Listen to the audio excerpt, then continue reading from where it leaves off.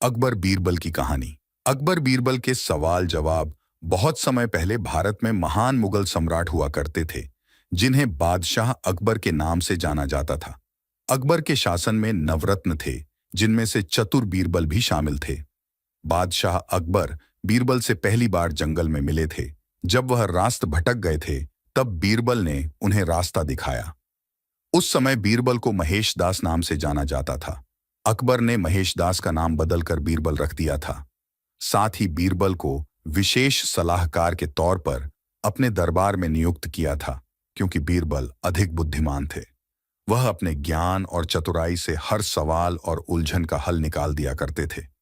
बीरबल बेहद कम समय में महाराजा अकबर के चहेते सलाहकार बन गए थे।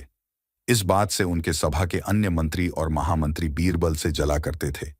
यह जलन उनके साले मानसिंह को भी थी। इसलिए एक दिन मानसिंह ने बीरबल की परीक्षा लेनी चाहिए। उन्होंने बीरबल से 3 सवाल पूछने चाहे। महाराज अकबर ने भी बीरबल की परीक्षा लेने की अनुमति दे दी।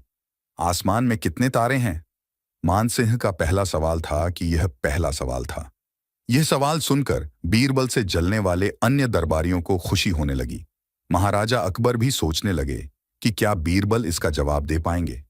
बीरबल ने मुस्कुराते हुए कहा, इसका जवाब तो बहुत ही आसान है, और दरबार में एक भेदाच को लाकर कहा, जितने इस भेदाच में बाल हैं उतने ही आसमान में तारे हैं। अगर मानसिंह जी को अभी भी संदेह है तो भेदाह के बाल और आसमान के तारे गिनकर तुलना कर सकते हैं।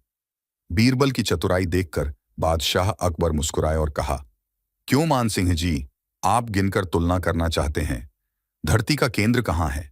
मानसिंह का अगला सवाल सुनकर बीरबल ने तुरंत जवाब दिया, जहां आप खड़ी हैं वहीं धरती का केंद्र है। महाराजा अकबर और अन्य दरबारी बीरबल के जवाब को समझ नहीं पा रहे थे। फिर जहां मानसिंह खड़े थे वहां बीरबल ने एक रेखा खींचकर लोहे की छड़ी गाड़ दी और कहा, यही धरती का केंद्र है। अगर किसी को मेरी बात पर यकीन न हो तो वह खुद धरती को माप सकता है।